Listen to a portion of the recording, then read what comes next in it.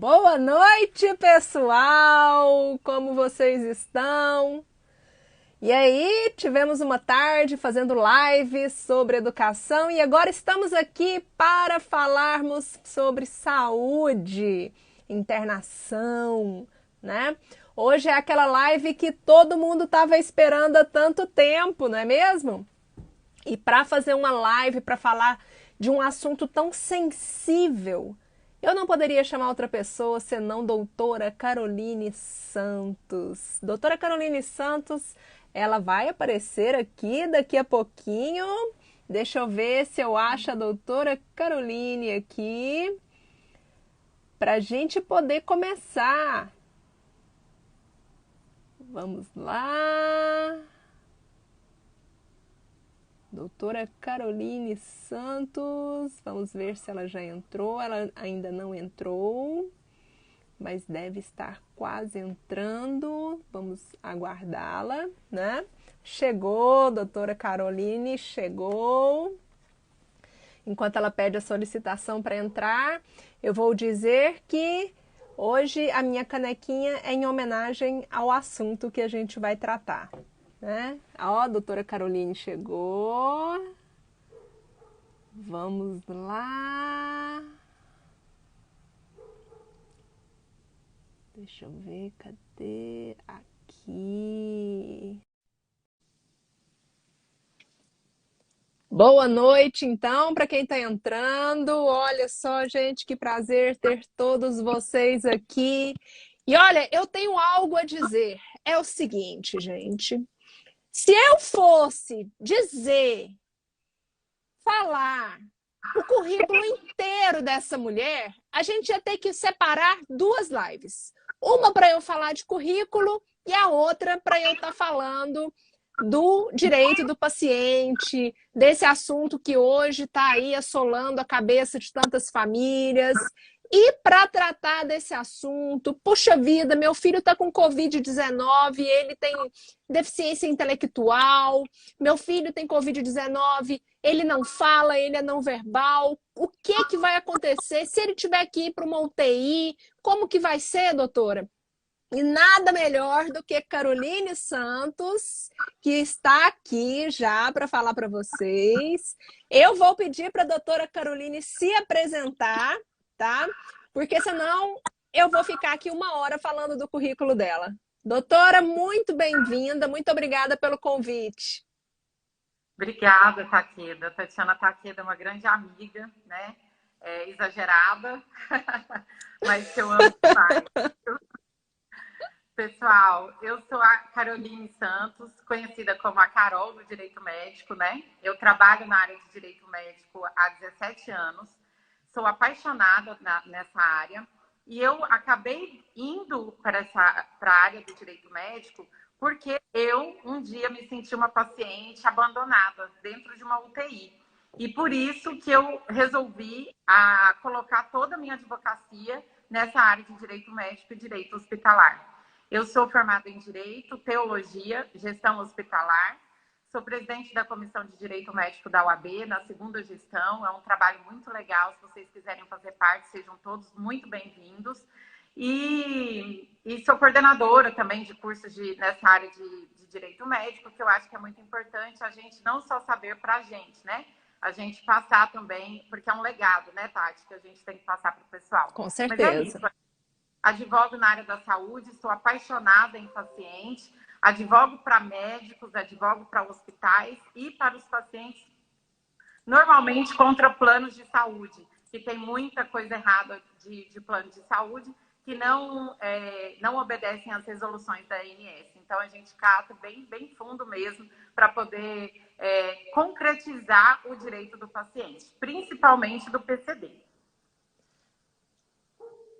A modéstia não deixou, mas a doutora Caroline Santos é o maior expoente do direito médico e a saúde que nós temos aqui no nosso estado de Goiás, né?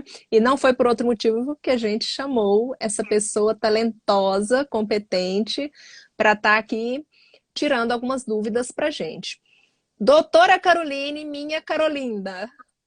Linda. Agora a gente começa com doutora, agora tá, amiga? Carol.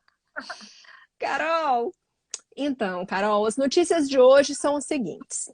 Às 15h30 da tarde, o Ministério da Saúde divulgou que hoje no Brasil nós temos 30.425 casos confirmados de Covid-19, sendo que já temos 1.924 óbitos. Então, a notícia não é das melhores, tendo em vista, inclusive, que se você for olhar os números de ontem, você vê que houve um aumento nos casos confirmados de mais de 2.000 e a gente teve aí também praticamente 200 mortes, né? Então, doutora, hoje a gente está aqui num assunto muito sensível, né? O que que acontece? Nós sabemos que para qualquer pessoa adoecer, ser internado, ir para uma UTI, não é simples, né?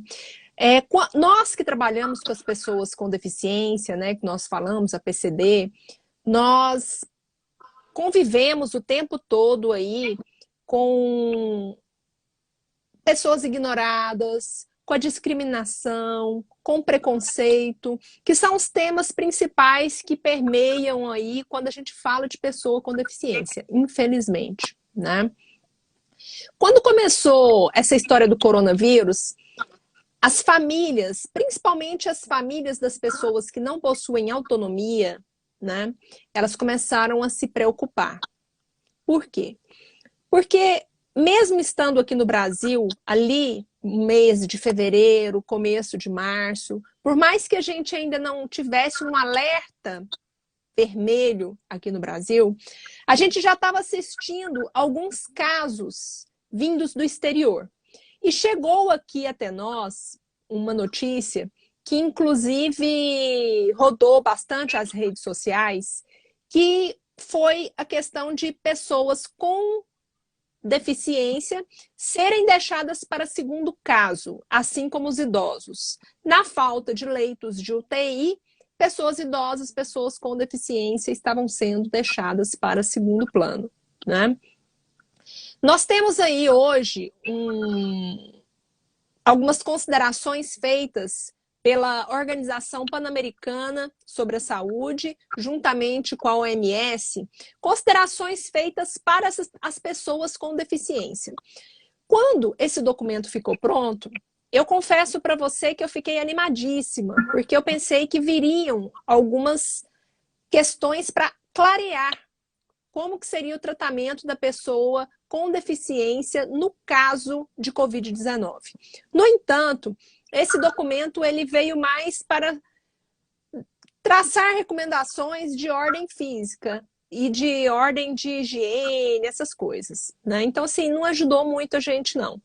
E aí, na semana passada, nós fizemos uma live sobre a pessoa com deficiência como sendo do grupo de risco, né? Nós sabemos que a gente tem a Lei Brasileira de Inclusão, especialmente no artigo 22, nós temos o Estatuto da Criança e do Adolescente, especialmente no artigo 12, que protegem e dá esse acompanhamento para a pessoa com deficiência, caso ela seja internada. No entanto, no momento, nós estamos vivendo hoje um estado de exceção, né? O que a gente vê é um estado de exceção, a gente foi declarado pelo decreto número 6, estamos em calamidade pública, né? Então, é uma situação completamente diferente. E uma situação que eu tenho certeza que eu não poderia ter escolhido uma pessoa melhor para falar do que você. E antes de te passar a palavra, eu queria te dizer que no dia 2 de abril, né, a Federação Brasileira das Associações de Síndrome de Down, ela publicou uma nota técnica, uma nota pública, aliás, né, principalmente para os governantes. E nessa nota pública, uma nota muito sensível, né? E, assim, uma nota que eu tenho certeza que quem escreveu, se não era uma pessoa com deficiência, era uma pessoa responsável por uma, né? E nessa nota pública, a federação, ela chama a atenção dos governantes para essas pessoas, para que elas não sejam colocadas em segundo plano, para que elas não sejam colocadas de lado, para que elas tenham a dignidade, para que elas tenham o respeito que elas merecem, né?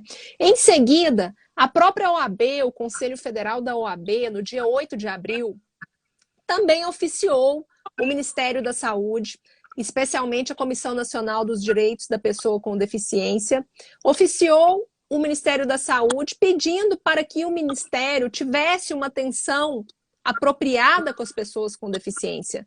Afinal de contas, são casos diferentes e que merecem atenção redobrada, né? E agora, doutora, é o seguinte, eu queria começar, primeiramente, porque eu sei que várias pessoas aqui querem saber sobre isso, e a própria nota pública da Federação Brasileira das Associações da Síndrome de Down citou isso, é com relação à resolução número 2156 de 2016 do Conselho Federal de Medicina, que trata da questão das internações nas UTIs, dos casos de prioridade. Especificamente, lá no artigo 6º dessa resolução, eles elencam lá 5 prioridades. E quando a gente lê essas prioridades, dá aquela sensação que a pessoa com deficiência ela pode ser colocada mais para trás. Doutora Caroline, como que funciona essa questão da prioridade para UTI? Ok, é uma pergunta extremamente importante, em que vários congressos que a gente participa, as pessoas perguntam sempre. Quem vai determinar se a pessoa vai ou não para a UTI é o médico. E a resolução, no artigo 6º, ela não delimitou o tipo de grupo que merecia a prioridade. Então, aquela prioridade do artigo 6º, eu quero acalmar todas as mães ou cuidadores de PCDs, por quê? Porque aquela escolha do Conselho Federal de Medicina não veio para poder excluir ninguém, mas veio para poder determinar a gravidade do quadro clínico do paciente. Então, quem vai determinar a admissão ou a alta vai ser o médico intensivista. Então, não adianta ficar conversando com a enfermeira, com o fisioterapeuta. Quando nós precisamos de uma informação clara do que está acontecendo com determinado paciente, principalmente se ele não consegue se comunicar, é o médico intensivista. Ele que vai ter o total da gerência de tudo que está acontecendo, o controle do que está acontecendo. Só que, às vezes, no momento da visita na UTI, isso eu digo quando não tem o acompanhante, né? O familiar vai fazer a visita, o médico chega muito rapidamente falando. E, às vezes, quem está acompanhando está tão triste pelo ente querido estar na UTI, que, às vezes, sai com vergonha de perguntar para o médico. Não é direito do paciente, é direito do acompanhante fazer perguntas e o médico responder de forma clara. Então, eu já vi, Tati, muitas pessoas falando, Carol, mas o médico passou por mim, ele falou palavras que eu nem entendi, eu não sei o que está acontecendo com meu filho, eu estou desesperado. E, às vezes, conversa com a enfermeira não, nada contra, eu sou apaixonada pelas enfermeiras, por toda a equipe multidisciplinar da saúde, só que nós temos que perguntar para aquele que pode admitir e para aquele que pode dar alta de uma vaga de UTI. O nosso grande problema não é nem a questão da prioridade. O nosso grande problema é a falta de vaga de UTI. Tanto quem tem plano de saúde, como também quem não tem plano, mas tem o SUS. Então, hoje, nós trabalhamos com uma superlotação. E por conta do Covid, a coisa está muito mais alarmante. Por quê? Porque os hospitais, e foi uma orientação do Ministério da Saúde, passado para os profissionais de saúde, principalmente aos médicos, Tati, que não internasse qualquer pessoa que estivesse com sintomas do Covid. A internação só está sendo feita para pacientes que estão com insuficiência grave respiratória ou com algum tipo de insuficiência renal. Se não, eles estão mandando ficar em casa, mesmo se é menor, mesmo se é criança, mesmo se é idoso, manda ficar em casa no isolamento. Agora, o que acontece? Se o paciente chega, né, pessoa com deficiência, ela chega junto com o acompanhante, para poder ir para a vaga de UTI. O médico lá entende que a pessoa tem que ir para a vaga de UTI.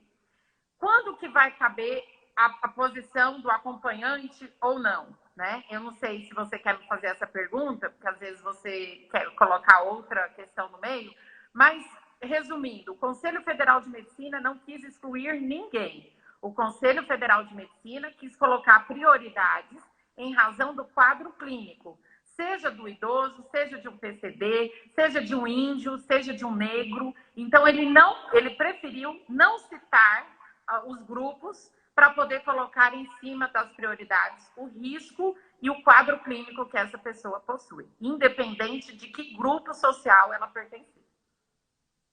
Sim. O que que ocorre, Carol? Eu vou falar de um... Vou começar por mim, né? Eu tenho uma criança de 8 anos. O Theo, ele tem dificuldade para se comunicar, né? Ele fala muito pouco, não forma uma frase grande, só frases curtinhas. Ele não vai conversar com outras pessoas, né? E se meu filho ele for cometido pela Covid-19 e tiver que ficar num leito de UTI, o que vai acontecer, Carol? Porque eu não consigo enxergar meu filho ficando sozinho num local desse. Primeiro, ele é autista. Segunda, tem a hiperatividade. Terceiro, que tem aquela tristeza da mãe de pensar, meu filho não fala, como que ele vai ficar sozinho num ambiente?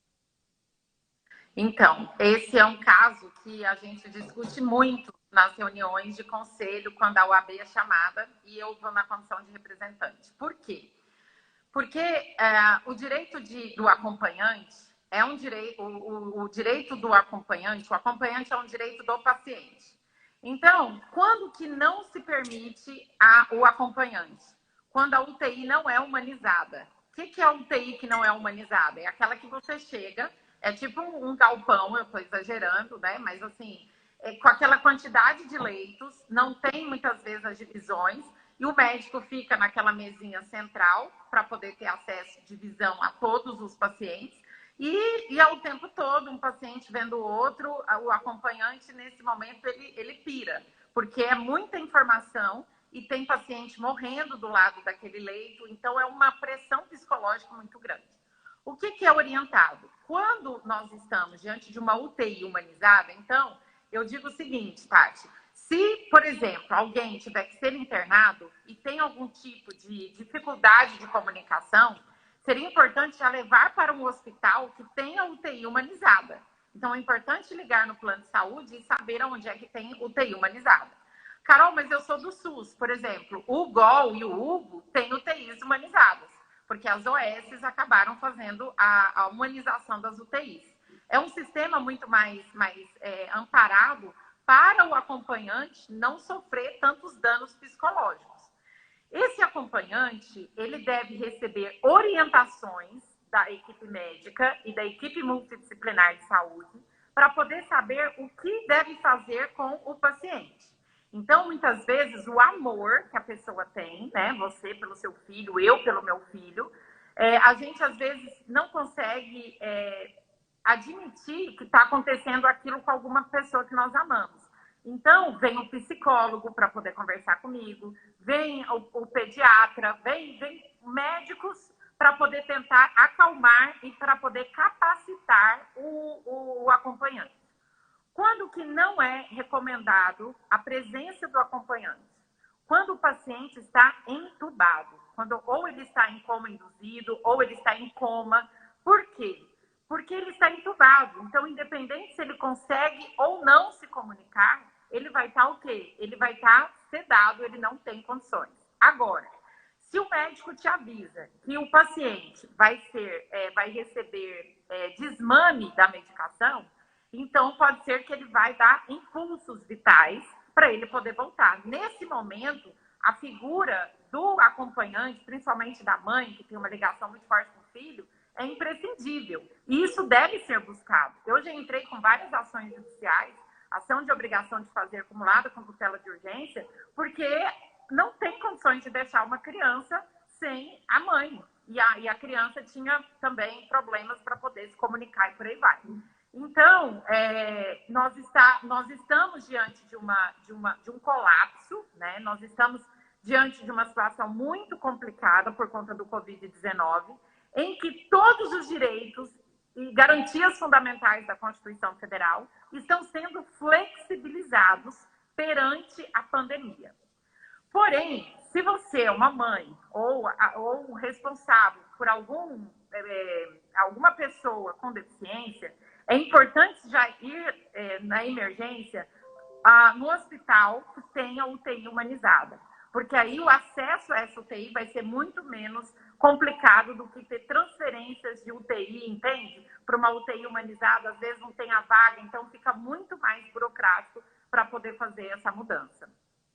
Carol, a gente sabe assim que na hora do desespero, né, acaba que tem muita dificuldade nessa questão. Ai, meu Deus, e agora? Como que eu vou fazer? Eu tenho que sair correndo com meu filho, né, que começou, ele estava com uma febre, tossiu, mas de repente começou aquela falta de ar. Chegou a hora de correr com ele. Mas, naquele momento, tanto para o SUS como o plano de saúde, o hospital privado, onde que eu vou recorrer? Repete para a gente, por favor, onde que eu vou recorrer antes de sair desesperada para um hospital? Como que eu vou saber se aquele local ele tem uma UTI humanizada ou não? O bom é ligar na Secretaria de Saúde do seu município, a Secretaria Municipal de Saúde, para poder saber quais hospitais têm UTI humanizada. Porém, quando é no SUS, a gente já não chega no hospital que tem a UTI humanizada, passa pelo CAIS, do CAIS é para a UPA, ou já vai direto chega no CAIS, já vê que a situação é extremamente grave e vai para a regulação para poder achar essa vaga. O que acontece? E aí a regulação vai achar qual é essa vaga de UTI e vai falar para a mãe qual é a vaga que deve ser levada. Então, normalmente vem o SAMU e leva essa criança para esse hospital. Diante do colapso, algumas mães diante do desespero, algumas mães não querem nem saber se a UTI é humanizada ou não, que é o filho na UTI. Mas fica também um registro, no momento que o médico falar que a criança ou a pessoa tem que ser levada para a UTI, perguntar se pode ter uma UTI humanizada. Porque aí o médico, e normalmente eles são capacitados para isso a nível nacional. Quando é criança, quando é idoso, levar para uma UTI humanizada, porque vai melhorar até mais rápido o tratamento dessa pessoa, entendeu? A pessoa tem um grau de melhora muito mais rápido. Outra possibilidade também que tem, Tati, é quando o paciente já começa a ter umas melhoras na UTI, é transferido para home care. Então, há também essa possibilidade de levar todo o respirador, levar, às vezes, traqueoscomia, né? Às vezes a pessoa está com traqueoscomia, levar todo esse aparato para a casa da pessoa. E isso vale tanto para o SUS como também para planos de saúde. Se a pessoa tiver o plano, eu acho que é melhor agora todo mundo já ligar amanhã na Secretaria Municipal de Saúde e saber onde é que tem. Ou de ligar no plano de saúde e saber onde é que tem UTI humanizado. Então, tem alguns planos de saúde que já têm hospitais específicos que só atendem crianças, né? O adolescente entra no meio do adulto. E aí, os códigos, né, os estatutos, por exemplo, da criança e do adolescente, vai trazendo que ele tem prioridade. Então, entre um idoso e uma criança, a criança vai ter a prioridade. Então, nós vamos trabalhando em cima das prioridades, só que também em cima dos quadros clínicos, né? Por isso que é importante, quando chega no hospital, receber aquela identificação, porque está dentro da plataforma de Manchester, que demonstra se é amarelo, se é vermelho, se é preto, se é as cores, para poder demonstrar o tipo de urgência. Certo. O André, ele está perguntando aqui, no caso de ausência de UTI humanizada, como fica a obrigatoriedade do parágrafo 2º do artigo 22 da 13.146, que fala desse acompanhante, que a pessoa com deficiência, ela tem direito a esse acompanhante? Sim, seria bom um laudo médico, do médico que acompanha essa pessoa, né, o neurologista ou o pediatra, não sei, de um médico dizendo que precisa. Tendo a negativa, entrar com uma ação judicial. Qual seria a ação? Eu entraria com a ação de obrigação de fazer acumulado com tutela de urgência. Eu não entraria com mandado de segurança. Eu não vejo que é um direito líquido certo, porque vai depender da condição clínica desse paciente. Tá? A Ana Maria, ela...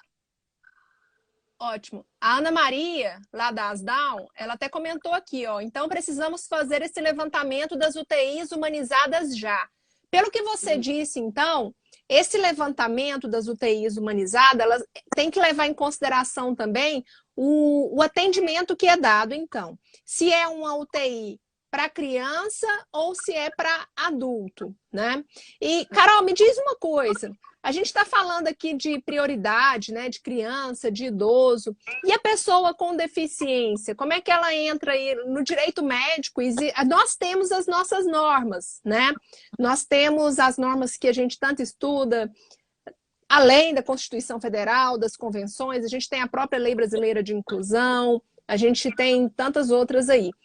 Dentro do direito médico, nas disposições aí próprias para o pessoal da área da saúde, existem aí algumas normativas que dispõem sobre essa necessidade de estar dando prioridade para esse pessoal?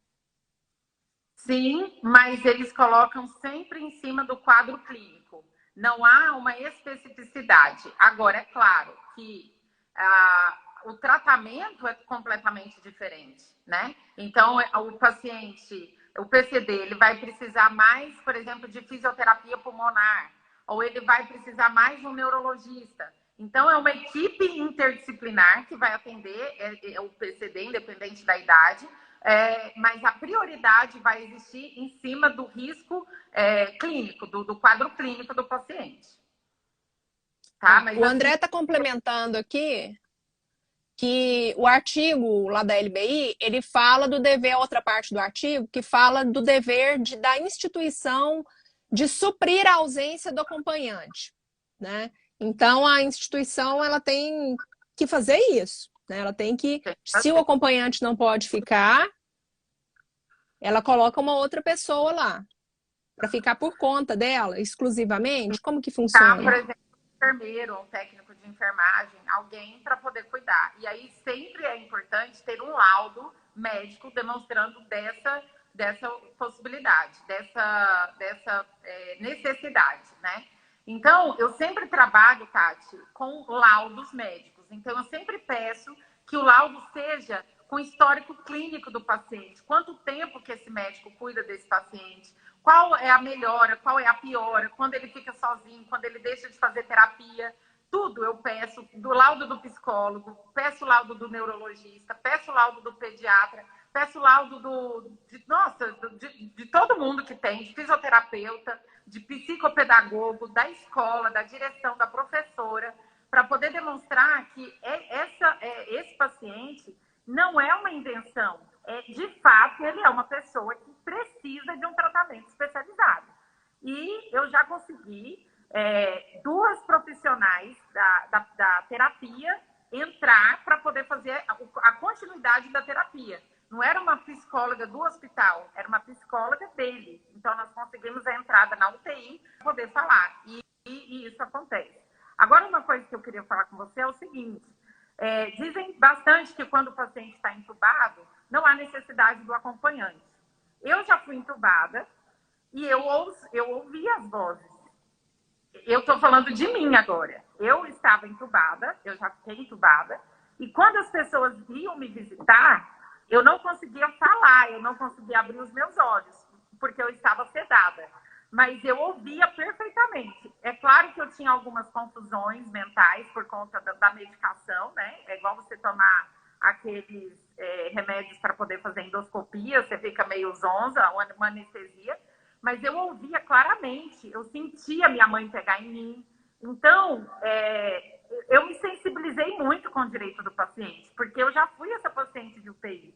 Então, é verdadeiro que sente. Então, mesmo sendo entubado, eu acho que a figura do acompanhante gera uma humanização e, com certeza, melhora do quadro clínico do paciente. Só que isso vai ser uma luta nossa, Tati, a nível nacional, para a gente poder amadurecer essa briga, ouvir outras pessoas que já ficaram internadas como eu, para a gente poder tentar amadurecer e demonstrar cientificamente que, independente do caso, o acompanhante traz a melhora para esse paciente.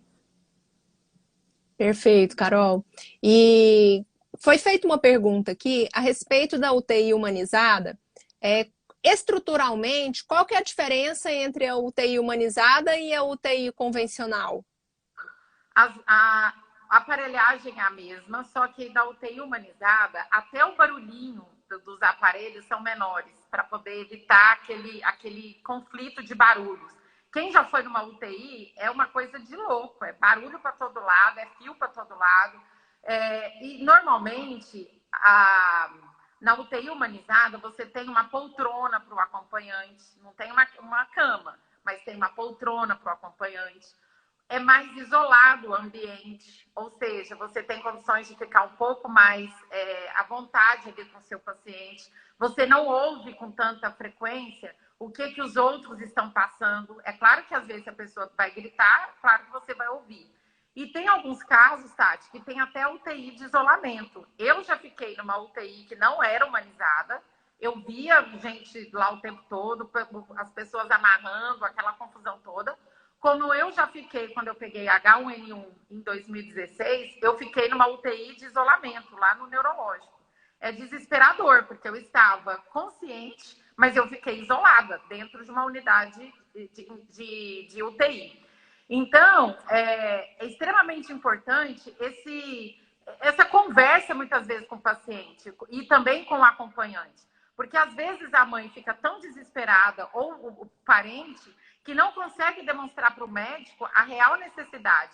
Então, sempre é bom manter a calma. Eu sei que é extremamente difícil manter a calma nessa questão, mas de tentar demonstrar para o médico e já ter todos os laudos, né, do histórico clínico, dos exames, demonstrando que esse paciente precisa de um acompanhante.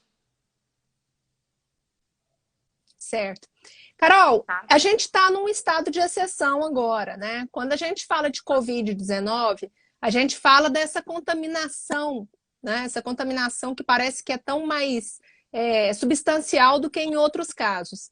E no caso de Covid-19, como que a família pode vir a ficar com aquele paciente PCD se os próprios médicos vão tentar evitar isso pelo fato de ser ter um alto poder de contágio? Nós temos cerca de 73 médicos contaminados no Brasil, com todas as regras, com todos os cuidados, com todo a parafernália que eles sabem que para poder não ter a contaminação. Só que eu só vou conseguir esse acompanhante de acordo com laudos. Se eu não conseguir via administrativa, tentar via judicial. Mas eu costumo dizer o seguinte: as decisões judiciais que eu tenho percebido pelo Covid-19 têm sido de negativa. Por exemplo, a pessoa quer fazer o exame e não tem o kit, negado, porque não tem para todo mundo. E só está fazendo em pacientes graves. Então, hoje não é mais importante fazer o exame para ver se está positivo ou não. Porque se você chegar numa unidade hospitalar, nós não temos um remédio específico para o Covid. Então, vamos nos tratar como se estivéssemos resfriados e vai mandar para o isolamento em casa.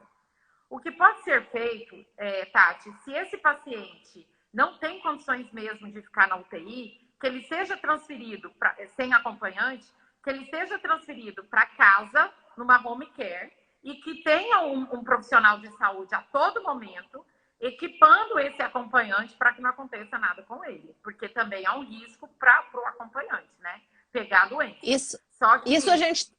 Isso a gente está falando dos casos, inclusive, em que o paciente está entubado, e existe o caso em que ele está entubado, mas ele não está sedado, e existe o caso em que ele precisa ser sedado?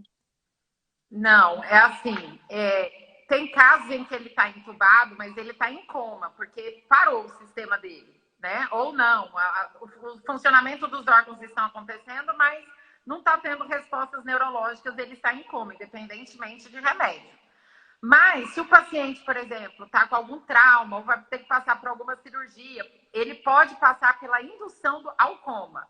Ou seja, vão induzir essa pessoa no sono profundo, o pulmão não vai funcionar de forma como funciona o meu e o seu, sem fazer absolutamente nada.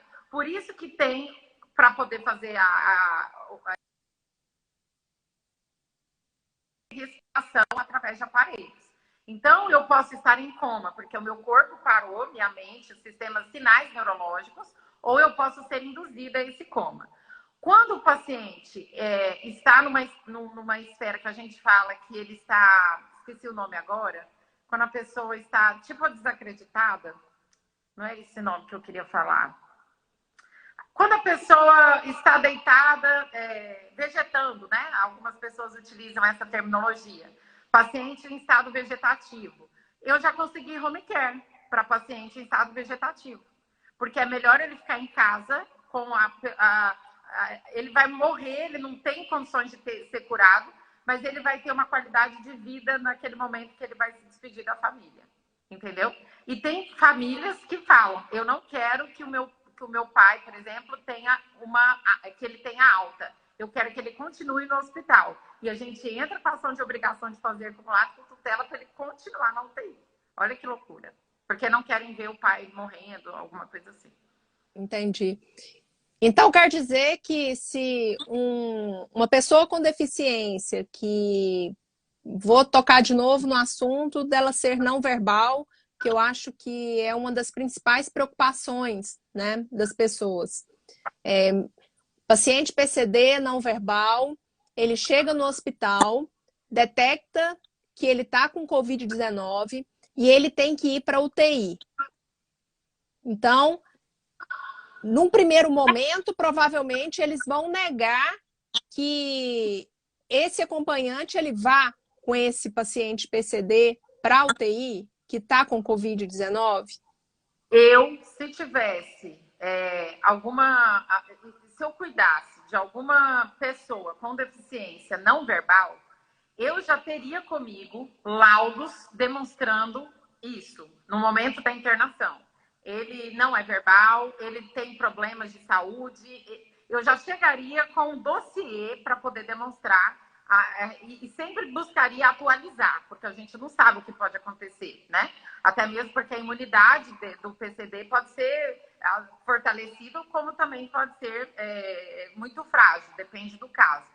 Mas eu faria isso, Tati. No momento de uma internação de UTI, eu já levaria esse dossiê demonstrando que ele precisa do acompanhante. Agora, se ele for negado o acompanhante, entrar com a medida judicial. De urgência, né? De urgência. De um dia para o outro já... ação de obrigação de fazer acumulado com tutela de urgência. No caso dele não precisar ficar numa UTI, o caso dele é um caso em que ele pode ficar num apartamento, lá no hospital, num quarto, né? E ele tá com Covid-19. Já sabe que ele tá, que tem, o contágio é muito alto, né? Então, o responsável legal, ele vai poder ficar com essa pessoa lá dentro do quarto? Se ele é não verbal e demonstrou-se essa necessidade, entendo que sim, que ele ficará, mas diante de todo o aparato para que ele também não seja contaminado. Quando eu fiquei na UTI em isolamento, os meus pais foram me visitar. Eles usaram aquelas roupas parecendo de astronauta. Quando eu vi meu pai e minha mãe daquele jeito, eu falei, gente, os médicos vinham também me ver daquele jeito. E as roupas deles, eles já jogavam numa lata lá dentro. É desesperador. Imagina para alguém que não consegue falar, que não consegue verbalizar. É um sofrimento, porque ele não sabe o que está acontecendo, né? Então, às vezes, ele não tem discernimento do que está acontecendo com ele.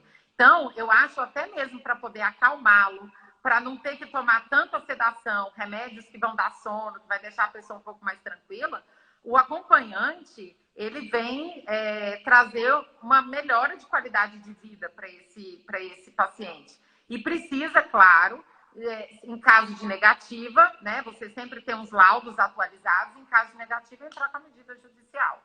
Só que você sabe, né, Tati? Vai depender sempre do juiz, o posicionamento do juiz. Tem juízes que não aceitam, e aí tem que agravar, tem que buscar aí uma tutela para ver se consegue, de fato, esse acompanhante. Sim. Tem uma pessoa aqui dizendo assim, tem a pessoa com deficiência física, que não tem condições nem de fazer suas necessidades sozinhas, né? Eu acho que estamos vivendo um estado de exceção, mas que nós temos que tratar, né, de forma aí, com as exceções também, as pessoas que merecem. Afinal de contas, as pessoas com deficiências, elas possuem peculiaridades, né? E é com base nessas peculiaridades que a gente, se necessário, vai adentrar o judiciário com essa ação de obrigação de fazer aí, acumulada com esse pedido aí de tutela de urgência. Mas, olha só, hoje, se você tivesse que dar um recado preventivo, né, para uma pessoa responsável por uma pessoa com deficiência, que pode vir a ter essa pessoa que é dela doente. O que ela já precisa fazer hoje? Tá todo mundo sadio, tá todo mundo sadio. O que é para o pessoal procurar fazer hoje para evitar o pior depois? Pedir laudo atualizado do histórico clínico desse paciente para a equipe multiprofissional. Quem é acompanhante de um PCD, ele não pode andar sem o dossiê. Ele tem que, igual cartão de vacina para mãe de menino pequeno, tem que estar com esse dossiê. Porque se acontece alguma coisa, você já está lá munida, ou para poder conseguir entrar como acompanhante, ou para já naquele momento você ter a negativa. Porque diante da negativa, você já entra com uma ação judicial. Você não vai ter que esperar o outro dia e por aí vai. E lembrando, Tati, que mesmo de madrugada o judiciário funciona no plantão. Então, esse é um caso de plantão. Eu, na condição de advogada, eu não protocolizaria, esperaria o outro dia. Eu protocolizaria no mesmo dia, mesmo se tivesse passado das 18 horas, porque é um paciente não verbal que necessita e tem uma íntima relação com a mãe, com o cuidador, né, de uma forma geral. Então, tem casos que são peculiares, que o judiciário precisa de analisar não de uma forma genérica, como uma demanda repetitiva, mas sim com casos específicos que precisam de um olho humano. Porque nós não estamos falando de pessoas com charme. Nós estamos, charme que eu digo assim, sabe, com dedinhos, com gente fresca. Nós estamos lidando com o ser humano. Nós estamos lutando por pessoas que merecem a dignidade da pessoa humana e eles não conseguem verbalizar. Então, é muito importante essa sensibilidade, tanto dos assessores dos juízes, quanto dos juízes, dos nossos tribunais superiores, para que o nosso ordenamento jurídico, de fato, saia do papel e vire realidade para essas pessoas que tanto precisam e que tanto nós amamos, né? Ótimo. Então, a gente está caminhando para encerrar. Doutora, então, assim, eu percebi que o pessoal gostou muito, né, das suas ideias aí. E a gente, então, tem que procurar. Deixa eu ver o que a Asdown está falando. É muito complicado conseguir laudo. Falo isso no meu público Asdown, que muitos não têm médico para conseguir o laudo. É muito difícil. Tem essa questão aí também, doutora, de conseguir estar com esse laudo em dia, né? Mas o que acontece? Se for um laudo de histórico clínico, ele não precisa de ter validade de 30 dias, entende? Eu já vou ter um histórico clínico, então na próxima vez que eu for a esse médico, eu peço novamente. Então, quando tiver a consulta, não precisa assim, a cada 15 dias um novo laudo, não. Porque senão até mesmo o cuidador vai entrar em parafuso. Mas de sempre colocar o cuidado de que, quando for ao médico, pedir esse laudo, para a gente poder ter uma munição no momento dessa internação. Então, meus amigos, tenham aí em mãos os laudos dos médicos, da equipe multidisciplinar, esteja aí já com tudo guardadinho, porque se um dia for necessário, e nós esperamos que não seja, né?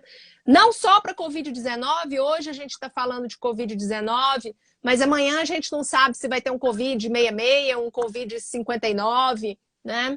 Então a gente já tem que estar já pronto, né? Munido. Se necessário, a gente recorre ao judiciário. Mas vamos torcer para que não seja necessário recorrer a esse judiciário. Lembrando que a doutora Caroline falou da UTI humanizada, que é interessante a gente estar fazendo um levantamento de quais são os hospitais, as clínicas que possuem UTIs humanizadas aí no seu município. Já saiba já quais são os hospitais que têm essa UTI humanizada, porque com certeza é dela que o nosso público precisa. Carol, obrigada, não tenho palavras para te agradecer. O Rodrigo passou por aqui, né? O Rodrigo Dias. Ele passou por aqui, mandou um grande abraço amigo nosso. E eu estou orando por ele. Ele perdeu um sobrinho, também estou orando por ele. E a gente está aqui orando por você. Nós chamamos muito, estamos aqui para a gente reencontrar esse pessoal que vai para o céu mais rápido do que a gente, né? E fica aí o meu abraço para ele. Beijo, Rodrigo. E, pessoal, muito obrigada pela presença. Carol, muito obrigada. Quando eu chamei a Carol para estar fazendo essa live, ela nem titubeou, né? Foi na mesma hora. Claro, amiga! Verdade. Eu agradeço demais, né? Tomara que tenhamos aí outras oportunidades para a gente estar conversando, porque eu acho que a minha área do direito e a sua área do direito, elas se casam muito bem. Verdade, né? Verdade. Amiga, para mim bom? É uma honra. Você manda em mim, né? Você é minha ídola. E se você precisar e eu puder auxiliar de alguma forma, é uma honra para mim. Porque estudar direito da saúde é um chamado, não é ganhar dinheiro, não é nada disso. É ajudar pessoas para a gente poder fortalecer a corrente do bem. E quanto mais pessoas a gente ajuda, mais força dá para a gente poder continuar a dar assessoria para todos que precisam. É isso aí. Pessoal, beijo grande. Carol, obrigada. Beijo, fica com Deus. Até a próxima. Tchau, pessoal. Obrigada. Até. Meus amigos, foi bom, né? Carol é uma pessoa maravilhosa e tudo nasceu do sentimento dela de paciente, né? E isso é muito importante. Assim como tantas pessoas da minha área, que é a área dos direitos da pessoa com deficiência, que nasce essa vontade, né? Esse sentimento de necessidade de atuar nessa área, nasce porque a gente ou é pessoa com deficiência ou a gente tem alguém ali, né? Que depende da gente. A Carol, ela foi a mesma coisa, né? Ela foi uma paciente de UTI por 3 vezes, né? Ela sabe o que ela passou e por conta disso ela resolveu atuar nessa área. Eu espero, né, que a gente tenha contribuído aí para vocês. Foram muitas mensagens que a gente recebeu e para poder falar desse assunto. E eu acho que dá para a gente, em outras oportunidades, de acordo com os acontecimentos que vierem, a gente está abordando assuntos correlatos e estejam aí acompanhando as nossas mídias, porque o que for necessário da gente fazer para estar contribuindo com vocês, a gente vai fazer, tá bom? Ó, um beijo, fiquem com Deus, tá? E até a próxima live. Tchau, tchau, gente.